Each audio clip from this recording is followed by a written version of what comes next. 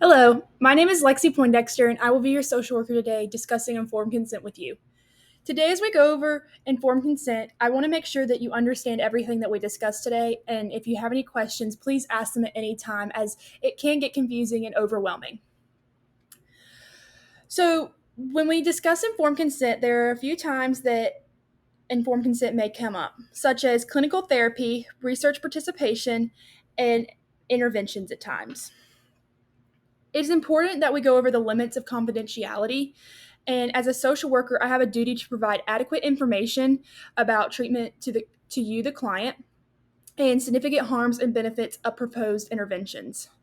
As a social worker, I should not coerce you, the client, into consenting.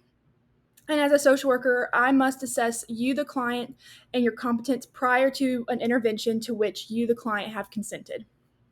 So there are a few things about informed consent and some basic guidelines that we need to go over before we make any big decisions or sign anything. And I just want to make sure that you understand uh, what they are. The first one, and probably the biggest one, is me assessing your competency and making sure that I think that you are able to make decisions for yourself and any of the other people that may be involved in the situation.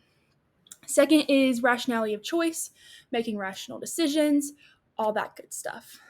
Third is healthy for them and for others. We just want to make sure that everything that's going on is good for you and good for anybody else involved. And finally, we want to verify that we're all on the same page because at the end of the day, we want what's best for each other and we want everybody to have a to be in a good situation. As we shift gears, I do want to remind you that I am required by law to report any case of child abuse or otherwise incapacitated individual. Now, with that being said, I everything that we say here, I say here, you say here will remain confidential, although there are a few exceptions to that. Those exceptions being harm to elderly, harm to children, or those that have physical or mental disability, and immediate harm to self, and immediate harm to others. Now, with those exceptions, I have a duty to warn and a duty to protect. A duty to protect those who have immediate harm to others, and a duty to protect immediate harm to self. So, if any of these come up in conversation, we can sit down and talk about it, and I can tell you what I am legally obligated to do, and we can go from there.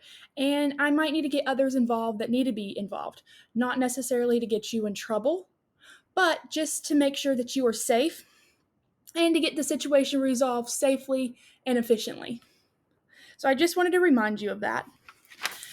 And as we move on, it's important for you as the client to understand that we are to obtain subpoenas of records and notes for whatever we need to obtain the correct information for the situation of the client at that time. Now, we went over a lot of information in a short amount of time, so I want to make sure that you fully understand what we went over and that you're good with what we went over. So if you have any questions, this would be a great time to ask.